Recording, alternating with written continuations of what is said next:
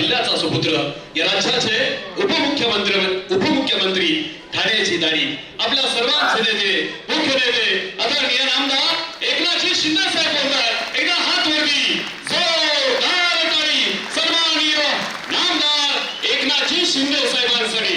बोला नामदार एकनाथजी शिंदे साहेब, तुम आगे बढ़ो. भारत माता की जय श्रीराम. महाराष्ट्राचे भाग्य विधाते, गोरगरीब शेतकरी, कष्टकऱ्यांच्या कळवळी, वाचा हिंदुत्वाचा बाळासाहेबांचा, वाचा धर्माचा धर्मवीरांचा, महाराष्ट्राला लाभलेलं एक संवेदनशील नेतृत्व, महाराष्ट्रातल्या तमाम बहिणींचा रामगाव, आदरणीय एकनाथ शिंदे साहेबांचा. छत्रपती शिवाजी महाराज की, धर्मवीर संभाजी महाराज की, हिंदुहृदय सम्राट बाळासाहेब ठाकरे यांचा, धर्मवीर आनंदगे साहेबांचा. विदाउट माईक जोरात आवाज आहे ओंबळेचा. मराठा साम्राज्याची राजधानी असलेल्या या सातारच्या भूमीला वंदन करतो आणि आजच्या या कार्यकर्त्यांच्या मेळाव्याला उपस्थित पालकमंत्री शंभूराज देसाई, आपले आमदार महेश शिंदे, आमदार सुहास बाबर, आपले डबल महाराष्ट्र केसरी पहलवान चंद्रहार पाटील, संपर्क प्रमुख शरद कनसे, जिल्हा प्रमुख जयवंत शेलार, अंकुश बाबा कदम, संपर्क प्रमुख नवी मुंबई, सिद्धराम मैत्रे, राजेंद्र यादव, रणजित भोसले, शारदाताई जाधव, यशराज देसाई, चंद्रकांत जाधव, एकनाथ ओंबळे, वासुदेव माने, व्यासपीठावरील सर्व सन्मान्य मान्यवर. व्यासपीठ मोठं आहे, नावं जेवढी दिली ती मी सगळ्यांना सांगितलेली आहेत. आता राहिली असतील ज्यांनी दिली त्याची जबाबदारी आहे. आणि उपस्थित सर्व पदाधिकारी, कार्यकर्ते, माझ्या लाडक्या बहिणी, इकडे लाडक्या बहिणी आहेत, वर सगळीकडे लाडके भाऊ आहेत, वर पण लाडक्या बहिणी आहेत, भाऊ आहेत. सगळ्यांचं मनापासून मी स्वागत करतो.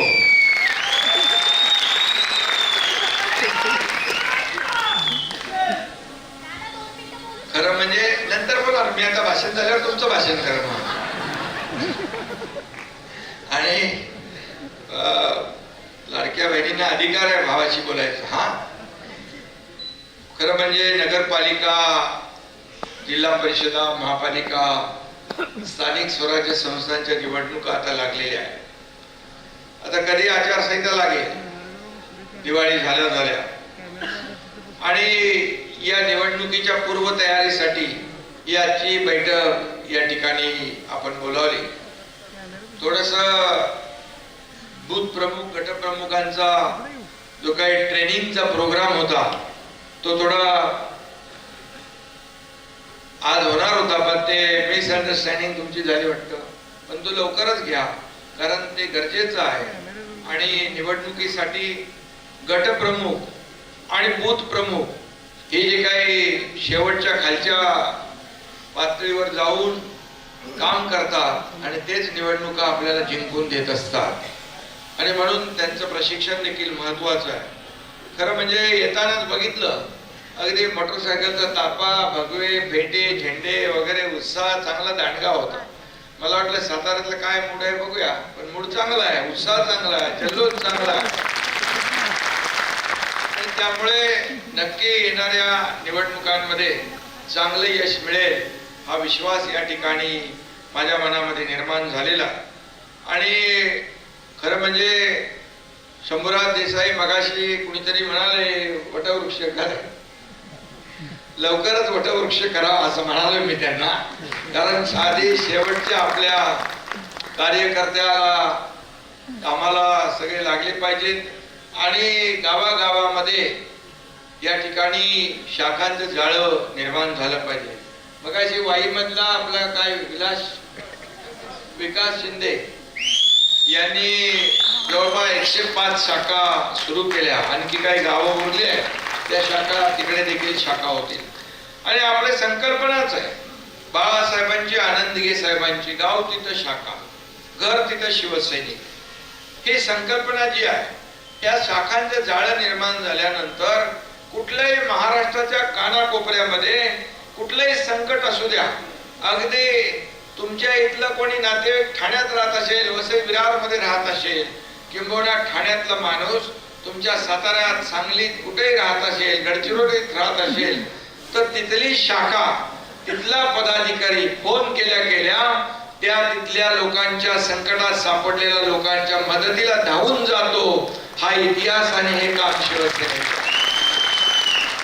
आणि म्हणून आपत्ती तिथं शिवसेना आणि संकट तिथं तुमचा हा एकनाथ शिंदे, हे समीकरण गेल्या अनेक वर्षापासूनच.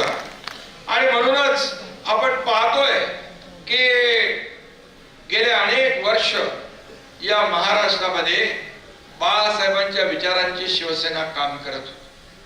परंतु मध्ये 2019ला त्याचा उल्लेख शंभूराज देसाई यांनी केला. 2019ला आपण बाळासाहेबांच्या विचारांच्या विरुद्ध भूमिका घेण्याचं काम प्रमुखांनी केलं. पण ते त्या ठिकाणी खऱ्या अर्थाने जनतेने आपल्या महायुतीला मॅन्डेट दिलं होतं. महाराष्ट्रातल्या जनतेने महायुती, शिवसेना, भारतीय जनता पार्टीला बहुमत दिलं होतं. परंतु दुर्दैवाने सरकार जे बाळासाहेबांना नको होतं त्यांच्या बरोबर बनवलं गेलं.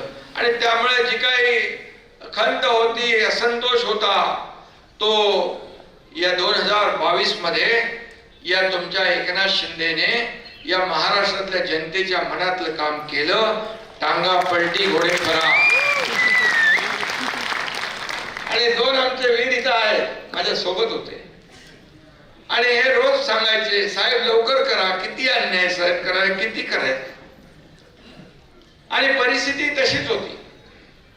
सुहास बाबर इथं आहे, त्यांचे वडील भाऊ स्वतः होते. आणि त्या माणसाचं देखील जवळून मी काम पाहिलंय. आणि असे 50 लोक या एकनाथ शिंदेच्या सर्वसामान्य कार्यकर्त्याच्या भरोशावर सत्तेवर पाणी सोडून निघाले. सत्तेवर पाणी सोडून पायउतार झाले. माझ्याकडे पण मंत्रीपद होतं महत्वाचं, सोडून दिलं. 6-7 मंत्री, शंभूराज देसाई पण मंत्री होते. आणि हे सगळं सोडून आम्ही महाराष्ट्रातल्या जनतेच्या आणि बाळासाहेबांच्या विचारांना स्वीकारलं. आणि या महाराष्ट्रामध्ये 3 वर्षापूर्वी एक सरकारमध्ये परिवर्तन आलं. आणि आपण पाहिलं 2.5-3 वर्षापूर्वी जेव्हा मी मुख्यमंत्री होतो त्यावेळेस त्याचा उल्लेख आधीच्या वक्त्यांनी केलेला आहे. आणि जे जे कामं आपण केली, विकासाचे प्रकल्प आणले, ज्या रस्त्याची कामं असतील, पुलाची कामं असतील, 16 धरणाचं काम देखील आपण मंजूर केलं. आणि त्याचा देखील आता फायदा होईल. अनेक छोटे मोठे जे काही धरणं असतील, जे काही प्रकल्प असतील, त्याला चालना. मी काय त्याच्या मोजायला गेलो तर आपल्याला अख्खा दिवस पुरणार नाही, एवढी कामं आपण केली. मी आपल्याला सांगतो, अनेक निर्णय आपण घेतले. मुख्यमंत्री माझी लाडकी बहीण योजना घेतली. विरोधकांनी तेव्हा विरोध केला, परंतु त्या काळात मी लाडक्या बहिणींना प्रचारामध्ये सांगायचो की सावत्र दुष्ट भावांपासून सावध राहा. आणि त्यांनी घोडा घातला, त्याने काय दाखवायचं असेल ते तुम्हाला माहित आहे. पण तो असा दाखवला, तुम्ही 6, 7, 8, 9 नंबर नाही, 232 नंबरचा दाखवून टाकला. एवढा मोठा 232 महायुतीचे आमदार आले. आणि आतापर्यंतच्या इतिहासामध्ये कधीही अशा प्रकारचं महायुतीला यश मिळालं नव्हतं. पण ज्या योजना आपण केल्या, लाडकी बहीण योजना, लेक लाडकी लखपती योजना, एसटी मध्ये 50% सवलत, उच्च शिक्षण मुलींचं मोफत, शेतकरी सन्मान योजना, ज्येष्ठ लोकांसाठी वयोश्री योजना, अनेक योजना आपण केल्या. आणि त्यामुळे त्याचबरोबर या राज्याचा विकासही आपण केला. एका बाजूला विकास, दुसऱ्या बाजूला लोकाभिमुख कल्याणकारी योजना यांची सांगड घालण्याचा प्रयत्न आपण केला. 2.5 वर्ष हा तुमचा एकनाथ शिंदे 2-3 तास देखील झोपला नाही, पायाला भिंगरी लावून महाराष्ट्र फिरला. आणि मी, देवेंद्रजी, अजितदादा, आम्ही टीम म्हणून आमच्या मंत्रिमंडळातल्या सर्व सहकार्यांनी काम केलं. आणि म्हणूनच या लाडक्या बहिणीने इतिहास घडवलाय. महाविकास आघाडीने ठरवलं होतं, मुख्यमंत्री, उपमुख्यमंत्री, आणखी सगळं मंत्रिमंडळ सगळं ठरवून झालं होतं. 5 स्टार हॉटेल बुक झाली होती, पण त्यांची सगळी बुकिंग माझ्या लाडक्या बहिणीने कॅन्सल करून टाकली. आणि या महाराष्ट्रामध्ये या ठिकाणी महायुतीचं सरकार आलं. आणि म्हणून जे काम आपण 2.5 वर्षात केलं, आता देखील दुसरी इनिंग सुरू झालेली आहे. कामाचा वेग देखील तोच आम्ही ठेवलाय. आज मुंबईमध्ये तुम्ही आलात तर मुंबई तुम्हाला बदललेली दिसेल. अनेक शहरांमध्ये, मुंबई, पुणे, नाशिक अशी अनेक शहरं, ठाणे असेल, सगळ्या शहरांमध्ये आमूलाग्र बदल झालेला दिसेल. आणि म्हणूनच आज लोक आपल्याकडे एका वेगळ्या आशेने पाहत आहेत, विश्वासाने पाहत आहेत. आणि सिद्धराम म्हेत्रेजी इथं बसलेत, माजी मंत्री आहेत ते स्वतः आपल्या पक्षामध्ये त्यांनी प्रवेश केला. आणि असे अनेक लोक आज आपल्या पक्षामध्ये येत आहेत. आजही काही लोकांचे प्रवेश आहेत, कालही काही लोकांचे प्रवेश आहे. हे चंद्रहार पाटील याचा तर काय संबंध राजकारणाशी नाही. या पेलवान की करता करता म्हणाला, पेलवान आमचे सगळे पैलवान शिवसेनेमध्ये सामील होणार. आणि नुसता तो प्रवेश करून थांबला नाही, तो ऑपरेशन सिंदूर नंतर जे पहलगामला झालं आपल्या लाडक्या बहिणींचं कुंकू पुसण्याचं, त्यानंतर या देशाचे प्रधानमंत्री नरेंद्र मोदीजींनी पाकिस्तानला ठोक उत्तर दिलं, चोख उत्तर दिलं. खून का बदला खून से, गोली का जवाब गोले से, ईट का जवाब पत्थर से देण्याचं काम त्यांनी केलं. एक नया भारत काय दाखवलं. आणि त्यावेळेस सीमेवर लढणारे आपले सैनिक यांच्यासाठी रक्तदान करण्यासाठी चंद्रहार पाटील आणि त्यांचे 1200 पैलवान जम्मू काश्मीर मध्ये गेले आणि 1000 लोकांनी तिथं रक्तदान केलं. मी देखील होतो तिथं, मी देखील रक्तदान केलं. चंद्रहार पाटील स्वतः तिकडे आणि सगळे लोक होते. ही बांधिलकी आहे, ही आपली बांधिलकी आहे. सीमेवर लढणारे जवान त्यांच्यावर तुम्ही अविश्वास निर्माण करता, ऑपरेशन सिंदूरवर अविश्वास निर्माण करता. अरे कोई तुमची देशभक्ती आहे? हे तर पाकिस्तान प्रेम आहे. पाकिस्तान मध्ये तुमच्या बोलण्याच्या हेडलाईन होतात, त्याच्यामध्ये तुम्हाला आनंदाच्या उकळ्या फुटतात. हे काय देशभक्ती आहे? कुठलं देश प्रेम आहे? आता आम्ही येता येता शहीदांच्या शहीद स्मारकाला भेट देऊन आलो. त्यांच्या माता शहीदांच्या, त्यांच्या पत्नी, त्यांचा आम्ही सन्मान करून आलो. त्यांच्यामुळेच आज आपण इथे बसलोय, त्यांच्यामुळेच आपण हे सगळे कार्यक्रम करतोय. ते कदापि विसरता कामा नये, कदापि विसरता कामा नये. आणि म्हणून मला या सर्व लोकांचा सार्थ अभिमान की एक देशभक्ती. शिवसेना म्हणजे काय? बाळासाहेबांची शिवसेना, बाळासाहेबांचे विचार, आनंद दिघे साहेबांचे विचार म्हणजे काय? 80% समाजकारण, 20% राजकारण. जिथे जिथं जिथं गरज तिथं तात्काळ धावून जाणारा शिवसैनिक. आज पूर परिस्थिती आहे म्हणून मी मगाशी म्हणालो सत्कार वगैरे काय करू नका. पूर परिस्थितीमध्ये देखील मी सांगितलं, जेव्हा दसरा मेळावा मुंबईमध्ये असतो आपला पारंपरिक, मी सांगितलं जिकडे पूर परिस्थिती आहे तिथल्या कार्यकर्त्यांनी बिलकुल येऊ नका. तिकडेच आपल्या पूरग्रस्त शेतकऱ्यांच्या डोळ्यातले अश्रू पुसण्याचं काम तुम्ही करा, त्यांना मदत करण्याचं काम करा. आणि नुसतं आपण तिकडे ठेवलं नाही त्यांना, तर इकडून ट्रकच्या ट्रक भरून जे काय किट, जीवनावश्यक वस्तू, कपडा, लत्ता, भांडी सगळं पाठवलं. त्यांचा दसरा साजरा केला. आपल्या लोकांनी त्या घराला तोरणं बांधली, रांगोळ्या काढल्या, माती आलेले वाहून सगळं स्वच्छ केलं. हे शिवसेनेचं काम आहे, हे शिवसेनेचं काम आहे. म्हणून या ठिकाणी कामाचं तोरण बांधण्याचं धोरण शिवसेनेचं आहे. शिवसैनिक हा जिथं जिथं संकट, मी स्वतः गेलो तिकडे बांधावर, मुख्यमंत्री गेले, उपमुख्यमंत्री गेले, आपले सगळे मंत्रिमंडळ गेलं. मी ज्या ठिकाणी गेलो तिथं तर फार वाईट परिस्थिती होती. आणि वाईट परिस्थिती होती तिथे बघितल्यानंतर काही 40-50 लोक पाण्यामध्ये उतरून गेले. शेतकरी म्हणाले 50 घरं आमची अजून पाण्याखाली आहे आणि तिथली भयानक परिस्थिती आहे. मला सांगू लागले आणि त्यांना वाटलं हा ऐकून गेल्याने एकनाथ शिंदे मग ठीक आहे मी करतो बघतो म्हणेल. मी तिथे NDRF ची बोट ट्रक मध्ये चढवली होती. NDRF ला सांगितली बोट खाली उतरव. त्या बोटीत बसलो आणि त्या 50 गावं जिथं नदीत होती तिथं जाऊन प्रत्यक्ष जाऊन पाहून आलो. खरंच वाईट परिस्थिती होती, भयानक परिस्थिती होती. आपल्या सातारा जिल्ह्यात देखील काही ठिकाणी, पश्चिम महाराष्ट्रात देखील काही भागामध्ये पूर परिस्थिती निर्माण झाली आणि म्हणून जिथं जिथं आवश्यक आहे तिथं आपल्या सगळ्यांनी मदत केली. शासनाची मदत येण्यापूर्वी त्यांना तात्काळ जे जे काय आवश्यक होतं ते दिलं आणि शासनाने देखील, विरोधक म्हणत होते काय देणार काय देणार, मुख्यमंत्री स्वतः मी अजितदादा आम्ही निर्णय घेतला आणि शेतकऱ्यांसाठी 32,000 कोटींचं पॅकेज देण्याचा निर्णय आम्ही घेतला. आज खरडून गेलेल्या जमिनीचं काय होणार शेतकऱ्यांना चिंता होती. 47,000 रुपये हेक्टर आणि 3 लाख रुपये मनरेगा मधून असे 3,47,000 रुपये एका हेक्टरला देण्याचा ऐतिहासिक निर्णय आपल्या सरकारने घेतला आणि म्हणून शेतकऱ्याला कधी वाऱ्यावर आपलं सरकार सोडणार नाही. महायुतीचं सरकार हे लोकांची बांधिलकी आपली आणि म्हणूनच जे काय आपण करतोय खऱ्या अर्थाने त्याला लोकांना तेच, विरोधकांना त्याची चिंता आहे आणि म्हणून काय कुठं मोर्चा होता, कुठला हंबरडा मोर्चा काढला ते तर काय हंबरडा फोडून फायदा आहे. 3.5 वर्ष विरोधकांचे हंबरडे आपण ऐकत आलो. नको नको ते खाल्लं म्हणून तर तुमचं कंबरड जनतेने मोडलं. काय काय केलं, कुठं कुठं भ्रष्टाचार केला. आता हंबरडे मोडले, आता हंबरडा मोर्चा काय काढून फायदा काय. अरे आम्हाला तुम्ही हिनवताय, पाकिटावर फोटो लावले.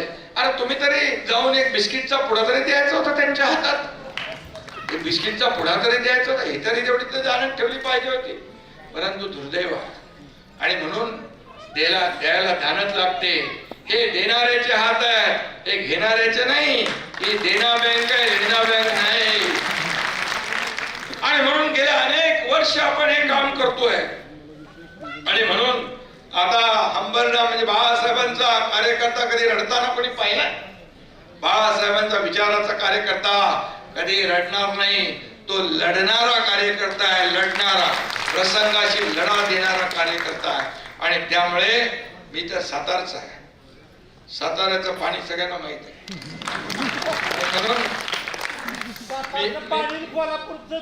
मी मला सगळे ओळखतात. माझ्या पोटात एक असं नाही. आणि मग पश्चिम महाराष्ट्र जे आहे आपला पूर्ण हा पश्चिम महाराष्ट्रातले सर्व कार्य. कोल्हापूरला गेलो होतो, पुरात गेलो, त्यांना मदत केली. सांगलीला गेलो, जिथं जिथं संकट तिथं तिथं एकनाथ शिंदे पोचतो. आणि म्हणून उत्तराखंड असू द्या आणि म्हणून उत्तराखंड असू द्या, केरळ असू द्या, सगळीकडे अगदी पहलगाम मध्ये देखील आपले महाराष्ट्रातले लोक अडकले होते. एकनाथ शिंदे पोहोचला, सगळी टीम तिकडे पोहोचली, त्यांना विमानाने आपण इकडे परत आणलं. आणि म्हणून एकनाथ शिंदे कसा आहे हे सगळ्यांना माहित आहे आणि म्हणून माझं नाद करायचं नाही. मी आपला शांत आणि म्हणून सातारी लटका, एक गाव दोन तुकडे. आणि म्हणून मी एवढंच सांगतो, एक गाव दोन तुकडे आणि विषय end. No reason on the spot decision. कसली कारण सांगायची. कारण सांगायचं काम सरकारचं नसतं, प्रश्न सोडवायचं काम सरकारचं असतं. आमची लढाई खुर्चीसाठी नाही, आमचा अजेंडा खुर्ची नाही आहे. ज्या लोकांनी आम्हाला खुर्चीवर बसवलंय त्या लोकांचे प्रश्न सोडवणे हे आमचं काम आहे. त्यांच्या समस्या सोडवणे हे आमचे काम. आणि म्हणून इकडं व्यासपीठावरील आपले सगळे वैभव आहे, हे सर्व जे लोक आहेत मी नेहमी सांगतो. आणि समोर बसलेले जे काही ऐश्वर आहे आपलं, जे व्यासपीठावर आम्ही सगळे बसलो असतो आणि समोर रिकाम असतं तर या व्यासपीठाला शोभा राहिली नसती. आणि म्हणून कार्यकर्ता महत्वाचा आहे, कार्यकर्ता महत्वाचा आहे. आणि म्हणूनच कार्यकर्त्याला जपलं पाहिजे. कार्यकर्ता आता निवडणुका शंभूराज नेत्यांच्या झाल्या आपल्या, आता कार्यकर्त्यांच्या निवडणुका आहेत. या कार्यकर्त्यांच्या निवडणुका आपले सर्व नेत्यांनी कार्यकर्ता बनून लढल्या पाहिजे आणि त्यांना जिंकून दिलं पाहिजे. कारण मी मुख्यमंत्री होतो तेव्हाही लोक म्हणायचे सीएम चीफ मिनिस्टर, मी म्हणायचो कॉमन मॅन म्हणायला काय प्रॉब्लेम आहे, शेवटी आपण केंद्रबिंदू आपला कॉमन मॅन आहे, सर्वसामान्य माणूस. आता डीसीएम आहे, आता लोक म्हणतात डेडिकेटेड टू कॉमन मॅन. काय प्रॉब्लेम आहे? प्रॉब्लेम काय नाही. काय नावामध्ये काय घेऊन बसलात तुम्ही? अरे सगळ्या पदांपेक्षा या महाराष्ट्रातल्या लाडक्या बहिणींचा लाडका भाऊ हे ओळख मला मिळाली सगळ्यात मोठी आहे. आणि म्हणून जिथं जिथं जातो तिथं लाडक्या बहिणी उभ्या असतात स्वागतासाठी. तिथून हळूच मामा म्हणून पण आवाज येतो, लाडक्या बहिणींचं मुलं. अरे याच्यात आनंद आहे. आणि म्हणून मी एवढंच सांगतो की आपल्या या निवडणुका ज्या आहेत, आता या स्थानिक स्वराज्य संस्थांच्या निवडणुका आहेत, या आपल्याला ताकदीने लढायच्या आहेत. महायुतीचा भगवा आपण लोकसभेवर फडकवलाय, महायुतीचा भगवा विधानसभेवर फडकवलाय. आता महायुतीचा भगवा आपल्याला स्थानिक स्वराज्य संस्थांवर फडकवायचा. आणि यासाठी हे कार्यकर्ते महत्वाचे आहे. आणि म्हणून बूथ प्रमुख, गटप्रमुख यांना फक्त आपण जेव्हा निवडणुका आल्या की त्यांना बोलावतो, मग त्यांची आठवण येते. निवडणुका असतात, तो आमदाराच्या निवडणुकीत मदत करतो, खासदाराच्या निवडणुकीत मदत करतो, महापालिका, नगरपालिका, जिल्हा परिषदेमध्ये मदत करतो, तेव्हा तो मात्र आवडता असतो सगळ्यांचा. निवडणुका झाल्या की तो आवडताच राहिला पाहिजे, नावडता होता कामा नये. हे माझ्या सर्व लोकांना मला सांगायचं, पदाधिकाऱ्यांना सांगायचं. शेवटी हा कार्यकर्ता जो आहे, हा कार्यकर्ता आपल्याला निवडून देत असतो, कार्यकर्ता आपल्याला मोठं करत असतो. माझा उमेदवार कसा चांगला आहे हे कार्यकर्ता घराघरामध्ये जाऊन सांगत असतो. आणि म्हणूनच आज आपण जिंकत असतो. माझ्या सकट सगळ्यांची कामं हा कार्यकर्ता करत असतो. हा कार्यकर्ता जेव्हा संकटात असतो तेव्हा मात्र आपण त्याच्या पाठीशी उभं राहिलं पाहिजे. ही भावना त्याची असते, ती आपण पूर्ण केली पाहिजे. शिवसेना एक प्रचंड मोठी ताकद या महाराष्ट्रामध्ये आहे. आणि म्हणून या महाराष्ट्रामध्ये शिवसेना पुढे जाते. अनेक लोक प्रवेश करतात शिवसेनेमध्ये. काल देखील अनेक माजी आमदारांनी प्रवेश केला.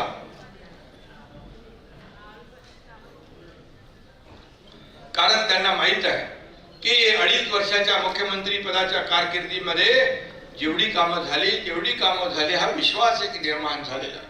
महायुतीवर एक मोठा विश्वास निर्माण झाला. आणि म्हणून निवडणुका आपल्याला जिंकायच्या असतील तर मतदार यादीवर आपण काम केलं पाहिजे. म्हणूनच ते ऍपचं जे काम आहे, ऍपचं जे ट्रेनिंग आहे ते तुम्ही आपल्या कार्यकर्त्यांना लवकर द्या.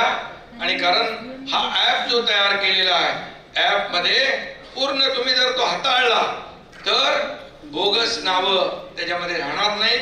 इकडे मला वाटतं जास्ती तो प्रकार, पण तरी सुद्धा मागच्या निवडणुकांमध्ये लोकसभेमध्ये आपण पाहिलं काही ठिकाणी आपल्या हक्काची माणसं मतदार यादीत नव्हती आणि जी नको ती नावं मतदार यादीत होती.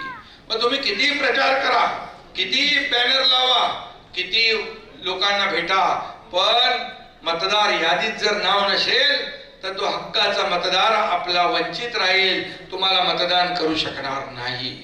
आणि या छोट्या निवडणुका आहेत, हे 2, 5, 400, 500, 200 मतांचा याच्यामध्ये फरक असतो. आणि म्हणून याच्यावर आपण यादीवर लक्ष दिलं पाहिजे, यादीचं सर्वेक्षण केलं पाहिजे. आणि खऱ्या अर्थाने या ऍप मध्ये GPS ट्रॅकर आहे आणि त्यामुळे तुम्हाला प्रत्यक्ष जागेवर जाऊन या ठिकाणी हा तुम्ही सर्वे केला तर नक्की त्याचा फायदा झाल्याशिवाय राहणार नाही. कारण म्हणून मी प्रत्येक बैठकीमध्ये सांगतो, यादी महत्वाची आहे, मतदार यादी महत्वाची आहे आणि या यादीवर आपण काम केलं पाहिजे. आणि म्हणून ते आपण कराल अशा प्रकारची भावना व्यक्त करतो. आणि छोट्यातला छोटा कार्यकर्ता देखील मग शंभूराजांनी सांगितलं की एका वेळेस आमदार, खासदार, मंत्री तर आपल्याला नेहमी भेटतात, परंतु कार्यकर्ता कधी काम असेल तरच भेटतो, हे मला माहित आहे.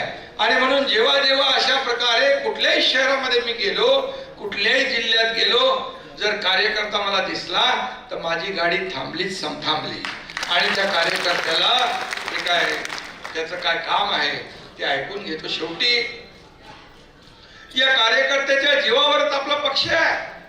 हा पक्ष मालक आणि नोकरांचा नाही, हा पक्ष आपला शिवसेना कार्यकर्त्यांचा पक्ष आहे. हा तुमच्या सर्वांचा पक्ष आहे. मी जेव्हा मुख्यमंत्री होतो तेव्हाही कार्यकर्ता म्हणून काम केलं, आजही कार्यकर्ता म्हणून काम करतोय, उद्याही कार्यकर्ता म्हणूनच काम करणार. आणि म्हणून सर्व कार्यकर्ते आपल्या जीवाभावाचे आहे. हे आपला परिवार आहे, आपलं एक कुटुंब आहे. आणि आपण जे काही विचारधारा घेऊन चाललोय पुढं, ही विचारधारा लोकांना आवडलेली आहे. म्हणूनच तर आपल्याला 80 जागांमधून 60 जागा जिंकल्या. आपण 80 जागांमधून 60 जागा जिंकणं हा देखील एक इतिहास आहे. तो इतिहास आपण या ठिकाणी सिद्ध करून दाखवलाय. आणि म्हणून या जिथं आमदार आपले नाहीत त्या ठिकाणी देखील आपले पदाधिकारी जे आहेत त्यांना आपण कामाला लावले पाहिजे. आणि तिथं देखील याद्या असतील, प्रभाग असेल, तिथलं जे जे काही असेल, निवडणुका जिंकण्यासाठी ज्या ज्या पद्धतीने आपण निवडणुका काय नवीन नाहीत आपल्याला, निवडणुका आपल्याला अनेक निवडणुका आपण लढवल्या. कोल्हापूरचं मगाशी कोणीतरी नाव घेतलं इथं, कोल्हापूरचा आपला धैर्यशील माने लोकसभेचा उमेदवार, सगळे म्हणाले होते निवडून येणार नाही, अख्खे सगळे लोक म्हणाले निवडून येणार नाही, पण तुमचा फक्त एकनाथ शिंदे म्हणाला हा निवडून येणार आणि त्याला निवडून आणलं. अशी अनेक उदाहरणं आहेत. त्यामुळे निवडणूक छोटी असू द्या मोठी असू द्या, ती ग्रामपंचायतीप्रमाणे लढवली पाहिजे. आपण ग्रामपंचायतीची छोटी निवडणूक असते गावाची, तशा प्रकारे आपण निवडणूक लढवली पाहिजे, तशा प्रकारे आपलं नियोजन असलं पाहिजे. आणि म्हणून हा गटप्रमुख जो आहे, हा बूथ प्रमुख जो आहे, हा निवडणुकीमध्ये आपल्यासाठी राबत असतो. आणि म्हणून त्याला जेव्हा जेव्हा मी मगाशी म्हणालो की अडचणीत असेल त्यावेळेस मात्र त्याला मदतीला उभं राहिलं पाहिजे. आणि म्हणून मला वाटतं शंभूराज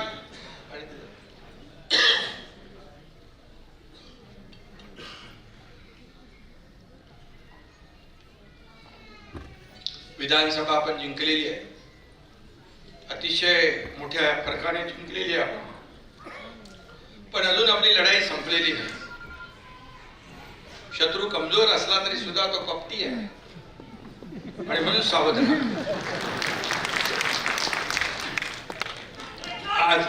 आज पण तिकडं मुंबईमध्ये सगळे लोक एकत्र आलेले आहेत. निवडणूक आयोगाकडे गेले, सगळे निवडणूक आयुक्ताकडे गेले, सगळे एकत्र येऊन सगळे लोक त्यांना पराभव दिसू लागलेला आहे. कारण त्यांना माहित आहे की आपला पराभव निश्चित आहे. म्हणून त्यांच्या पायाखालची वाळू सरकली. मी काल म्हणालो महाआघाडी, महाविकास आघाडी, मी म्हणालो महाकन्फ्युज आघाडी आहे. काय करायचं तेच समजत नाही त्यांना, कन्फ्युजन आहे त्यांच्यामध्ये. एक जण एक बोलतो, दुसरा बोलतो, तिसरं बोलतो. त्यामुळे कोणात पायपोस नाहीये. एकात एक तंगड्या अडकून तेच पडतील.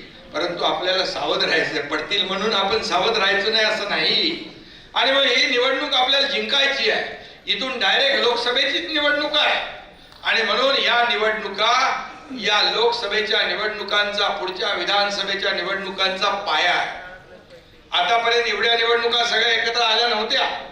आता निवडणुका सगळ्या राज्य जिल्हा परिषदच्या आहेत, पंचायत समितीच्या आहेत, नगरपालिकांच्या आहेत, महापालिकांच्या आहेत, सगळ्या राज्यभरातल्या निवडणुका आहेत. आणि म्हणून जे 2-3 वर्ष निवडणुका झाल्या नाही त्या सर्व निवडणुका आता होत आहेत. आणि म्हणून हा पाया आपला मजबूत असला पाहिजे. आणि म्हणूनच या निवडणुकांकडे आपल्याला लक्ष दिलं पाहिजे. आणि प्रत्येकाचं काम यामध्ये बघा, तिकीट एकच मिळणार, पण तिकीट एक मिळालं तरी सुद्धा जो दुसरा इच्छुक आहे तो त्या लायक नाही असं मानण्याचं कारण नाही. कारण आपल्याकडे तुल्यबळ, आपल्याकडे ताकदीचे उमेदवार असतात.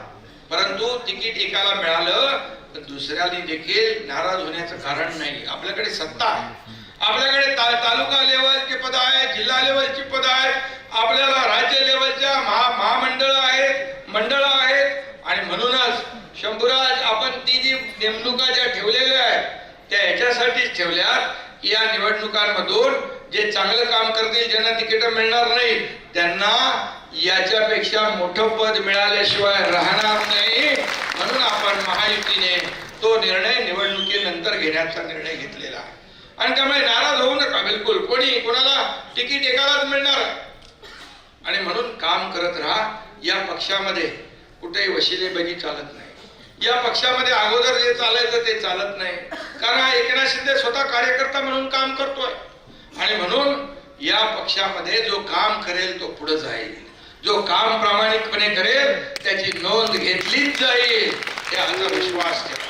कुणावरही अन्याय होणार नाही याचा विश्वास ठेवा. कारण मी एक कार्यकर्ता, एक शाखा प्रमुख, ते राज्याचा मुख्यमंत्री बनण्याची संधी मला मिळाली तुमच्या सगळ्यांच्या आशीर्वादामुळे. का पोटदुखी होते?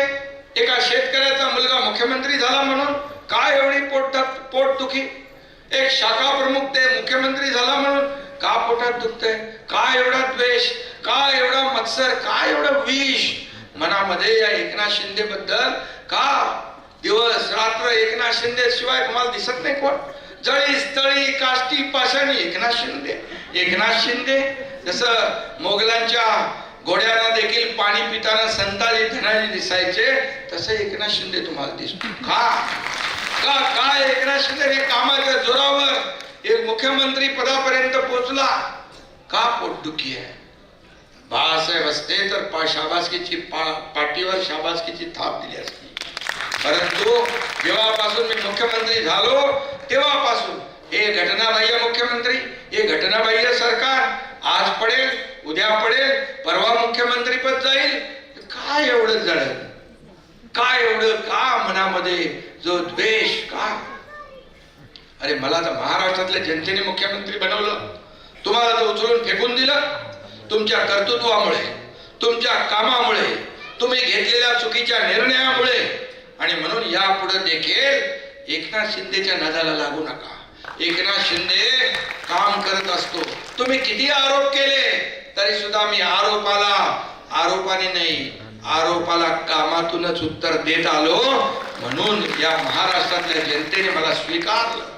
म्हणून तर या 2.5 वर्षाच्या कारकिर्दीवर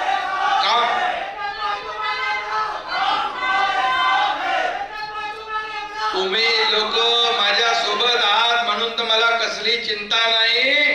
कुणी काही करू दे, माझ्या केसाला धक्का लावण्याची हिंमत कुणी करू शकत नाही.